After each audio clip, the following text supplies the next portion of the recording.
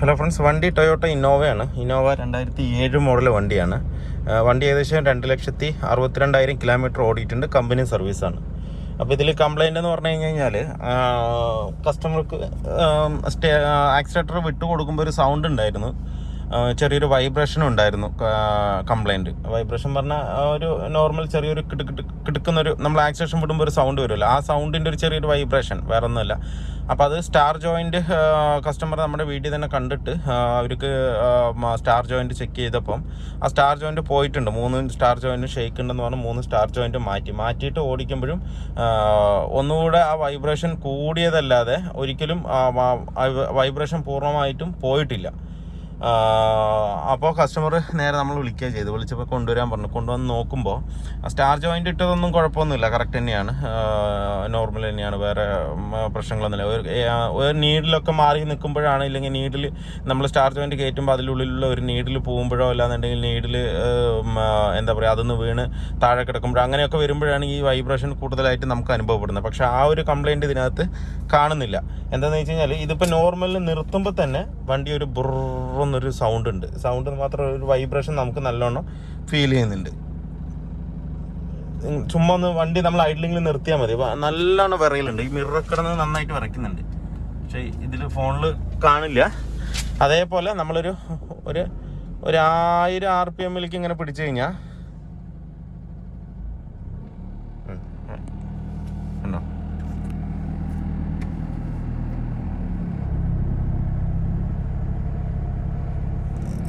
Sound നല്ലോണം ബ്രന്നൊരു സൗണ്ടും, അതുപോലെ ചെറിയ പാർട്ടികളൊക്കെ കിടന്ന് നല്ലോണം വിറയ്ക്കുന്നുണ്ട്. ആ ഒരു സൗണ്ട് നല്ലോണം ഫീൽ ചെയ്യുന്നുണ്ട്.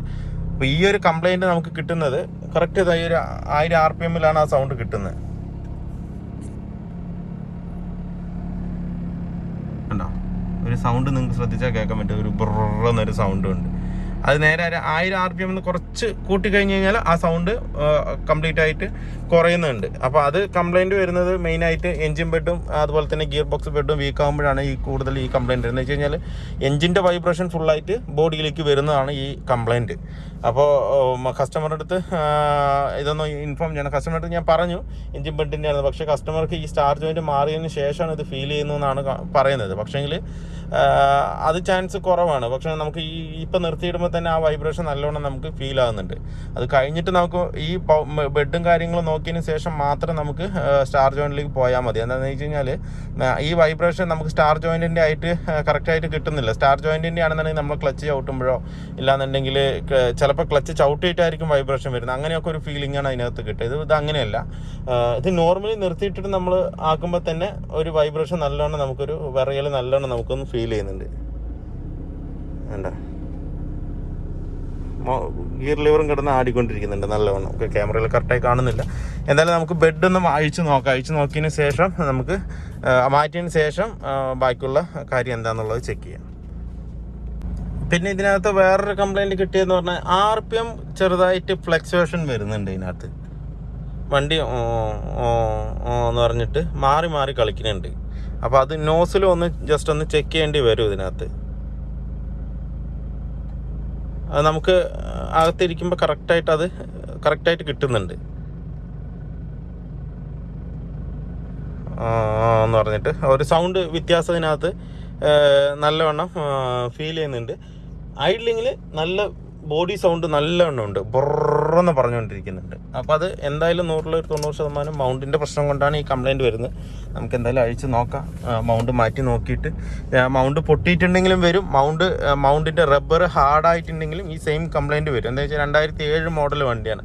ഇതുവരെ മൗണ്ടോ കാര്യങ്ങളോ റബ്ബർ പാർട്സ് കാര്യങ്ങളൊന്നും മാറിയിട്ടുണ്ടാവില്ല. അപ്പോൾ അതിനൊരു ഹാർഡ്നെസ് ഹീറ്റായി അതൊരു റബ്ബറിനൊരു ഹാർഡ്നെസ് വരും.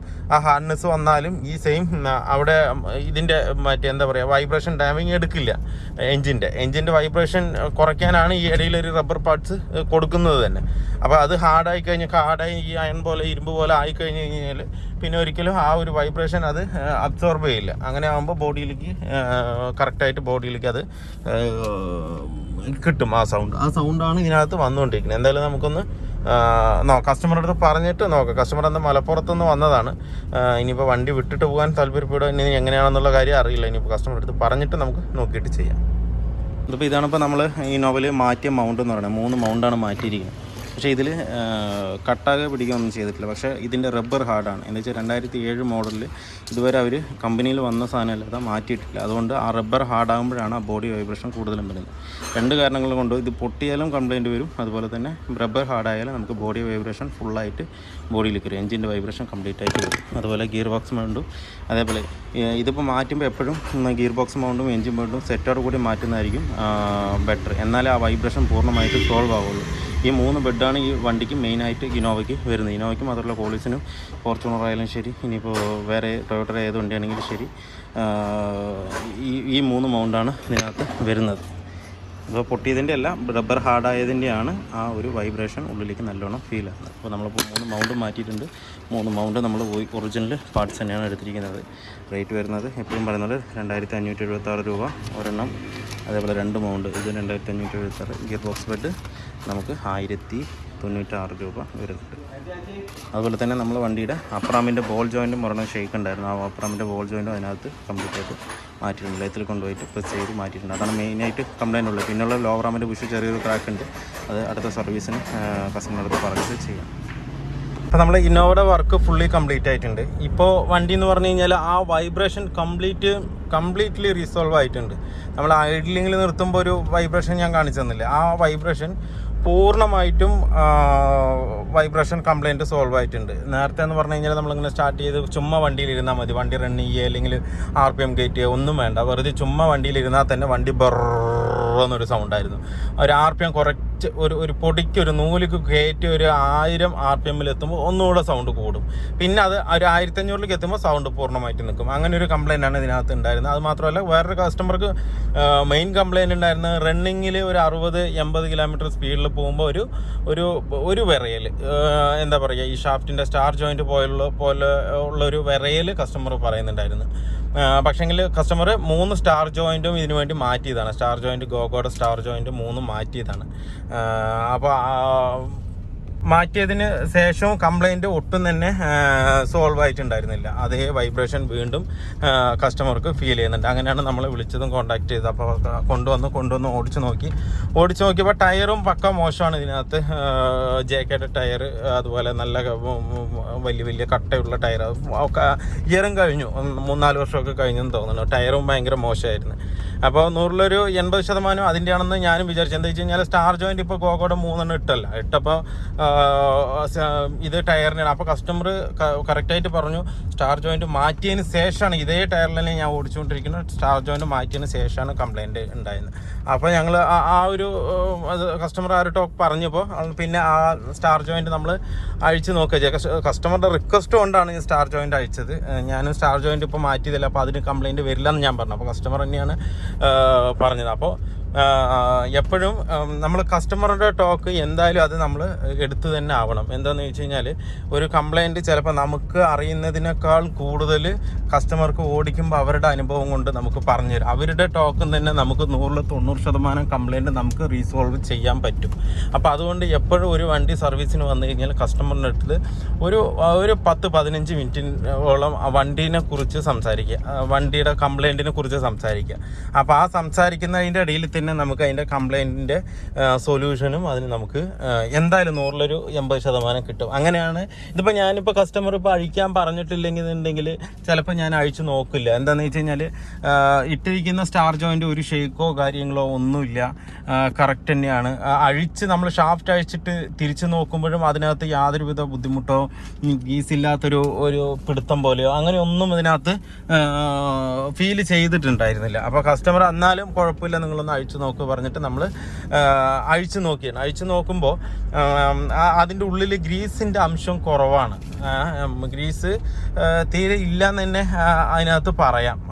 എന്താണെന്ന് വെച്ചാൽ ഗോഗോയുടെ ഇതൊക്കെ ഇടുമ്പോൾ നമ്മളെപ്പോഴും ഇടുമ്പോൾ അതിനകത്ത് കുറച്ച് ഗ്രീസ് കൂടെ ആഡ് ചെയ്തിട്ടാണ് ഇടുന്നത്. കമ്പനി തരുന്ന ഗ്രീസ് ഇതിനകത്ത് മതിയാവില്ല. കുറച്ചുകൂടെ grease high temperature grease add ചെയ്തിട്ട് വേണം അതിനകത്ത്. സാധാ ഗ്രീസ് ഇടാൻ പറ്റില്ല, അത് ഉരുകി അങ്ങ് വെള്ളം പോലെ ആയിപ്പോവും. ഹൈ ടെമ്പറേച്ചർ ഗ്രീസ് തന്നെ അതിനകത്ത് ആഡ് ചെയ്യണം. സിന്തറ്റിക് ഗ്രീസ് അങ്ങനെ വരുന്ന ഗ്രീസുകൾ തന്നെ അതിനകത്ത് ആഡ് ചെയ്യണം. അപ്പോൾ നമ്മൾ വീണ്ടും അത് അഴിച്ച് ഫുള്ളായിട്ട് 3 സ്റ്റാർ ജോയിൻറ്റും അഴിച്ചിട്ട് വീണ്ടും അതിൽ ഗ്രീസ് ചെയ്ത് ഗ്രീസ് ചെയ്തിട്ട് ഇപ്പോൾ മറ്റേ റീസെറ്റ് ചെയ്ത് കംപ്ലീറ്റും കഴിഞ്ഞ് ഇപ്പോൾ വണ്ടി ഓടിച്ച് നോക്കുമ്പോൾ ആ കംപ്ലയിൻറ്റ് കംപ്ലീറ്റ് ആയിട്ട് റീസോൾവ് ആയിട്ടുണ്ട്. ആ ഒരു വൈബ്രേഷൻ സൗണ്ട് റീസോൾവ് ആയിട്ടുണ്ട്. അപ്പോൾ ഇത് എന്ന് പറഞ്ഞാൽ കസ്റ്റമറുടെ ടോക്ക് കൊണ്ട് മാത്രമാണ് നമ്മൾ ചെയ്തത്. ഇതിപ്പോൾ കസ്റ്റമർ പറഞ്ഞില്ല എന്നുണ്ടെങ്കിൽ ചിലപ്പോൾ ഞാനും അങ്ങനെ വിട്ടേനെ, ടയറിൻ്റെ കംപ്ലയിൻ്റ് ആയിരിക്കും എന്ന് പറഞ്ഞിട്ട് അങ്ങനെ വിട്ടേനെ. അപ്പോൾ കസ്റ്റമറുടെ എപ്പോഴും അവരുടെ വാക്കുകൾ 100% പ്രാധാന്യം ഉണ്ടാവും. എന്താ പറയുക, ചിലപ്പോഴൊക്കെ നമ്മൾ മെക്കാനിക്കാണെന്ന് പറഞ്ഞിട്ട് നമ്മൾ കേൾക്കാതിരിക്കുക, നമ്മൾ പറയുന്നത് തന്നെ വലുതെന്ന് പറഞ്ഞിട്ട് ചെയ്യാതിരിക്കും. കസ്റ്റമർ പറയുന്നത് 100% കേൾക്ക് തന്നെ വേണം. എന്താ വെച്ച് കഴിഞ്ഞാൽ അവരാണ് വണ്ടി ഓടിക്കുന്നത്, അവർക്ക് അതിനെക്കുറിച്ച് നല്ല വ്യക്തത ഉണ്ടാവും. അവരുടെ വണ്ടി എങ്ങനെയിരുന്നു, അത് ചെയ്തതിന് ശേഷം എങ്ങനെ ഉണ്ടായിരുന്നു എന്നൊക്കെ അവർക്ക് നല്ല വ്യക്തത ഉണ്ടാവും. അതുകൊണ്ട് അവരുടെ ടോക്ക് കേൾക്കുക. ഇതിപ്പോൾ ആൾ പറഞ്ഞത് കൊണ്ട് മാത്രമാണ് ഞാൻ അയച്ചത്, അതുകൊണ്ട് മാത്രമാണ് ചെയ്തത്, അതുകൊണ്ട് മാത്രമാണ് കംപ്ലയിൻറ്റ് സോൾവ് ആയത്. മനസ്സിലായോ? അത് ഗ്രീസിൻ്റെ കുറവുണ്ടായിരുന്നു. അഴിച്ചു നോക്കിയപ്പോഴാണ് അതിൽ ഗ്രീസിൻ്റെ അംശമൊന്നുമില്ല. മാത്രമല്ല അതിൽ മറ്റേ അരഞ്ഞതിൻ്റെ പാട്, എന്താ വെച്ച് കഴിഞ്ഞാൽ ബെയറിങ് അരഞ്ഞതിൻ്റെ പാടുകൾ നല്ലവണ്ണം അതിനകത്ത് ഉണ്ടെന്നാണ്. അപ്പോൾ ഇപ്പോൾ കംപ്ലയിൻറ്റ് കംപ്ലീറ്റ്ലി ഓക്കെയാണ്. ഇനിയിപ്പോൾ കസ്റ്റമർ ഓടിച്ചിട്ട് കസ്റ്റമറുടെ അടുത്തും കൂടെ ഒന്ന് ചോദിക്കണം, അവരുടെ നേരത്തെ കംപ്ലയിൻറ്റ് ഇപ്പോൾ സോൾവ് ആയോ എന്നുള്ള കാര്യം കൂടെ ഒന്നുകൂടെ ചോദിക്കണം അതിനകത്ത്.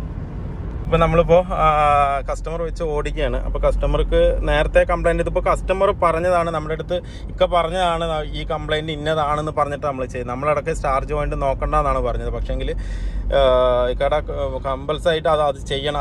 അത് ചെയ്തതിന് ശേഷമാണ് വൈബ്രേഷൻ എന്ന് പറഞ്ഞുകൊണ്ട് മാത്രമാണ് നമ്മൾ അതിനകത്ത് ചെയ്തപ്പോൾ ആ കംപ്ലയിൻറ്റ് കംപ്ലീറ്റ് ആയിട്ട് സോൾവ് ആയിട്ടുണ്ട്. ഇതിപ്പോൾ എങ്ങനെയുണ്ട് അത്? ഇത് ഉഷാറായിട്ടുണ്ട്. വൈബ്രേഷൻ മാറിയിട്ടുണ്ട്. ഞാനത് കമ്പനി കൊടുത്തിട്ട് ഒരു പ്രതിവിധി ഇല്ല. നാട്ടിലെ മെക്കാനിക്കിന് കൊടുത്തു, അങ്ങനെ കൊളാക്കി തന്നു. അപ്പോഴാണ് നിങ്ങൾ എടുത്തത്. ശരി. ഇപ്പൊ കംപ്ലീറ്റ് മാറി. ആ നേരത്തുള്ള വൈബ്രേഷൻ, ഐഡ്ലിംഗ് ഉള്ള വൈബ്രേഷനും കംപ്ലീറ്റ് നമ്മൾ മൗണ്ട് മാറിയതിന്റെ ഞാൻ നേരത്തെ കാണിച്ചു തന്നിട്ടുണ്ടായിരുന്നല്ലോ. നേരത്തെ ഐഡ്ലിംഗിൽ നിൽക്കുമ്പോൾ ഒരു വൈബ്രേഷൻ ഇതിനകത്ത് ഉണ്ടായിരുന്നു, അതൊക്കെ കംപ്ലീറ്റ് ആയിട്ട് പോയി. ഓക്കെ. അപ്പൊ ഇതിപ്പോ 100% നമ്മൾ ചെയ്ത വർക്കല്ല ഇതിപ്പോ ഇക്ക പറഞ്ഞു ചെയ്യിപ്പിച്ചാണ്. ഞാനടക്കം സ്റ്റാർ ജോയിന്റ് ഗ്രീസ് ചെയ്യേണ്ട, അതിൽ പുതിയതായി ഇട്ടിരിക്കണമെന്നാണ് പറഞ്ഞത് കാനഡത്ത്. അപ്പോൾ ഇക്ക പറഞ്ഞ് ഈ സ്റ്റാർ ജോയിന്റ് മാറിയതിന് ശേഷമാണ് ഈ കംപ്ലയിൻറ്റ് വന്നത്. അതുകൊണ്ട് മാത്രം അവരുടെ റിക്വസ്റ്റ് കൊണ്ട് മാത്രമാണ് ഞാൻ സ്റ്റാർ ജോയിന്റ് അയച്ചു നോക്കുമ്പോൾ അതിൽ ഗ്രീസ് കുറവായിരുന്നു. നമ്മൾ ഗ്രീസ് ആഡ് ചെയ്ത് കയറ്റി ആ സ്റ്റാർ ജോയിന്റ് തന്നെയാണ് കയറ്റിയത്. പക്ഷേ കംപ്ലീറ്റ് ആയിട്ട് സോൾവ് ആയിട്ടുണ്ട്. ഇപ്പം നമ്മൾ ഇന്നോവയിൽ ഇത്ര സാധനം മാറ്റിയിട്ടുള്ളൂ. 3 ബെഡാണ് മാറ്റിയത്. പിന്നുള്ളത് നമ്മൾ അഴിച്ച് എന്താ പറയുക, സ്റ്റാർ ജോയിൻ്റ് അഴിച്ച് ഗ്രീസ് ചെയ്തിരിക്കുകയാണ്. അതേ സ്റ്റാർ ജോയിൻ്റാണ്, ഒരു സ്റ്റാർ ജോയിൻറ്റും അതിനകത്ത് മാറ്റിയിട്ടില്ല. എല്ലാ സ്റ്റാർ ജോയിൻറ്റും ഗ്രീസ് ചെയ്തിരിക്കണം. അപ്പോൾ എപ്പോഴും ശ്രദ്ധിക്കുക, ഗോഗോഡ് സ്റ്റാർ ജോയിൻറ്റ് ഇടുമ്പോൾ ഗ്രീസ് ചെയ്തിട്ട് വേണം അതിനകത്ത് ഇടാനായിട്ട്. ഗ്രീസ് എന്ന് പറഞ്ഞാൽ ഒരു ഹൈ ടെമ്പറേച്ചർ ഗ്രീസ് കുറച്ച് ആഡ് ചെയ്തിട്ട് വേണം അതിനകത്ത് കയറ്റാനായിട്ട്. എങ്കിൽ മാത്രമേ കറക്റ്റ് വർക്കിംഗ് ആവുള്ളൂ. ഇല്ലാന്നുണ്ടെന്നുണ്ടെങ്കിൽ ഡ്രൈ ആയിട്ട് കംപ്ലീറ്റ് ആയിട്ട് സൗണ്ട് വന്നുകൊണ്ടിരിക്കും, വൈബ്രേഷൻ വന്നുകൊണ്ടിരിക്കും. അപ്പോൾ അത് പ്രത്യേകം ശ്രദ്ധിക്കുക. അപ്പോൾ വീഡിയോ എല്ലാവർക്കും ഇഷ്ടമല്ലെന്ന് ലൈക്ക് ചെയ്യുക, ഷെയർ ചെയ്യുക, അതുപോലെ തന്നെ സബ്സ്ക്രൈബ് ചെയ്യുക. സബ്സ്ക്രൈബ് ചെയ്യാതെയാണ് വീഡിയോ കാണുന്നതെങ്കിൽ ഒന്ന് സബ്സ്ക്രൈബ് ചെയ്ത് സപ്പോർട്ട് ചെയ്യുക. അപ്പോൾ എന്തെങ്കിലും ഡൗട്ട് കാര്യങ്ങളുണ്ടെങ്കിൽ ചിലപ്പോൾ ഫോൺ വിളിച്ചാൽ എനിക്ക് കിട്ടില്ല. എന്താണെന്ന് വെച്ച് കഴിഞ്ഞാൽ ചിലപ്പോൾ തിരക്കിൻ്റെ ആയിരിക്കും, ചിലപ്പോൾ എന്തെങ്കിലും കാരണം കൊണ്ട് എടുക്കാൻ പറ്റില്ല. അപ്പോൾ നിങ്ങൾക്ക് വണ്ടിപരമായിട്ടുള്ള അല്ലെങ്കിൽ നിങ്ങളുടെ വണ്ടിയുടെ എന്തെങ്കിലും ഡൗട്ടൊക്കെ ഉണ്ടെന്നുണ്ടെങ്കിൽ ഏത് വീഡിയോ ആണെങ്കിലും കുഴപ്പമില്ല, ഏതെങ്കിലും വീഡിയോയിൽ താഴെ കമൻറ്റ് ഇട്ടാൽ മതി. ഞാൻ എന്നും കമൻറ്റ് ഞാൻ ഫ്രീ ആകുമ്പോൾ ഞാൻ നോക്കും. ഞാൻ ഡെയിലി രാത്രി നോക്കിയിട്ടേ ഞാൻ കിടക്കുള്ളൂ. അപ്പോൾ എന്തെങ്കിലും ഡൗട്ടോ കാര്യങ്ങളോ വണ്ടിയെക്കുറിച്ച് എന്തെങ്കിലും അറിയാനോ അല്ലെങ്കിൽ കംപ്ലയിൻ്റ് എന്തെങ്കിലും അറിയാനോ ഡൗട്ടോ ഇല്ലെന്നുണ്ടെങ്കിൽ വരുന്നതിൻ്റെ കാര്യം എന്താണെന്നുണ്ടെങ്കിൽ കമൻറ്റിലൂടെ പറഞ്ഞോളൂ, ഞാൻ അതിന് റിപ്ലൈ തരാം. പിന്നെ അതുപോലെ എൻ്റെ ഫോൺ നമ്പർ എപ്പോഴും ഡിസ്ക്രിപ്ഷനിൽ ഉണ്ടാവും. പക്ഷേ ചിലപ്പോൾ വിളിച്ചാൽ ചില സമയങ്ങളിൽ കിട്ടില്ല, അതുകൊണ്ടാണ്. അപ്പോൾ കമൻറ്റിലൂടെ എന്ത് കംപ്ലയിൻ്റ് ഉണ്ടെങ്കിലും എന്താണെന്നുണ്ടെങ്കിൽ അറിയിക്കുക. അപ്പോൾ